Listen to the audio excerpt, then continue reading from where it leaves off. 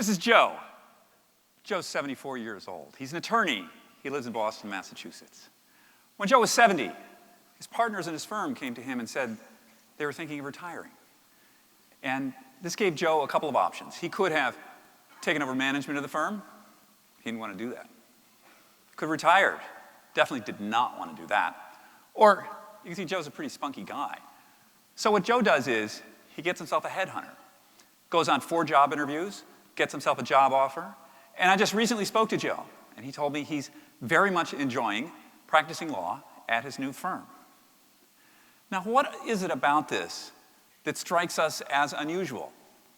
He loves what he does. He's great at what he does. He happens to be 74 years old. Do we think that passion ages out? I'm currently 59. When I was 55, I'd spent my entire career as a professional photographer. And I'd done a number of covers for the New York Times Magazine, and I was doing quite a bit of advertising for people like American Express and Coca-Cola and Nike. And for these advertising jobs, the casting specs, they were always staying the same, 22 to 28. And me, I'm getting older. My friends, getting older. And I'm thinking, where is the media communication that's aimed at me, the way I'm living, and the way everyone I know is living? And I'm looking around, I'm not seeing a whole lot. What I am seeing is a certain kind of stock photo. Perhaps you're familiar with this. A couple of nice-looking gray-haired people. They're dressed in pastels, cardigan over the shoulder. They're on a beach. They got a bike. They're pushing the bike. But they're very fragile, right? They push the bike. They don't ride the bike. And then over here, there's a golden retriever. Right? Now, I love dogs, and these people are probably great. I would love to speak to them. I do not get it with this messaging. So I think, well, let's go find the people who are living the way I am. So I start to photograph them, and I'm going to show you some of them here today. And I start to interview them, because I want to find out about their stories. And what I find is, after thousands of hours of interviews of people really all over the world, I find that we are living in this new, vital, vivid, forward-looking way that our parents were not at this age.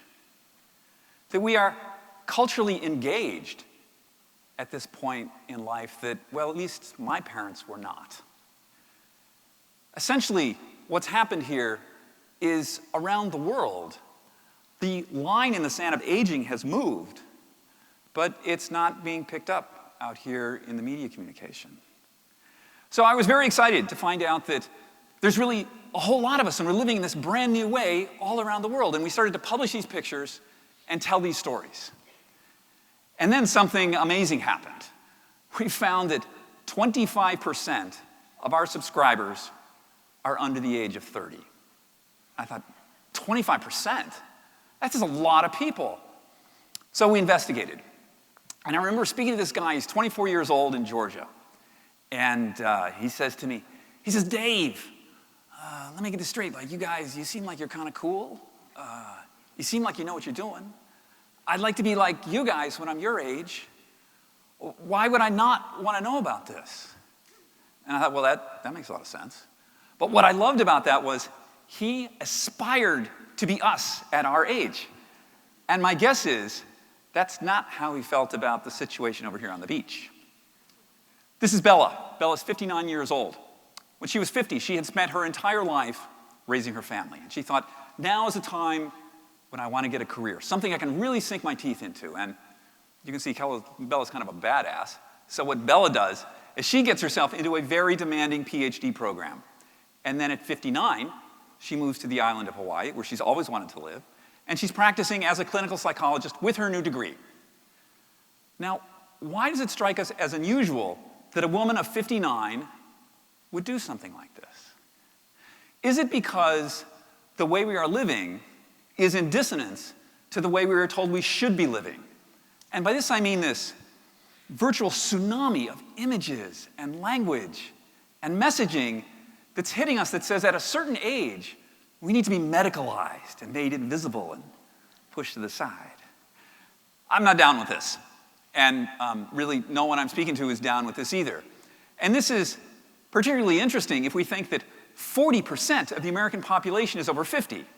That's a lot of people to take and move over to some kind of semi-invisible medicalized group over here. This is also the first time in human history, within 2 years' time, there will be more people over the age of 65 than under 5. That's never happened before.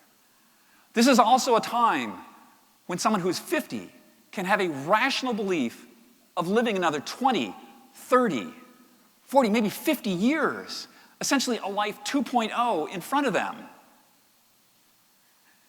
This is the greatest demographic disruption our species has ever known. And I think it's fantastic, because not only are we living longer, we're living better, more effective lives, further into advanced age than ever before.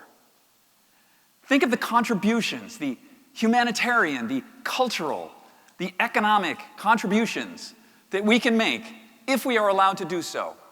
And not only are we contributors, we are also consumers. The greatest consumer group of Apple electronics are men over the age of 65. This is Sophia. She's 63 years old. When Sophia was 54, she was the director of undergraduate studies at the Yale School of Architecture. And rather than think about retiring, Sophia converts her money to euros. She moves to Spain. She starts an architecture practice. Sophia says to me, "It takes a long time to learn how to live. But once you do, you got to get moving." She'd always wanted to be a practicing architect. Now is the time. Let's do this thing. This demographic disruption that we're seeing is causing all manner of interesting things. For instance, Match.com is doing this booming business in people our age. So what's that about?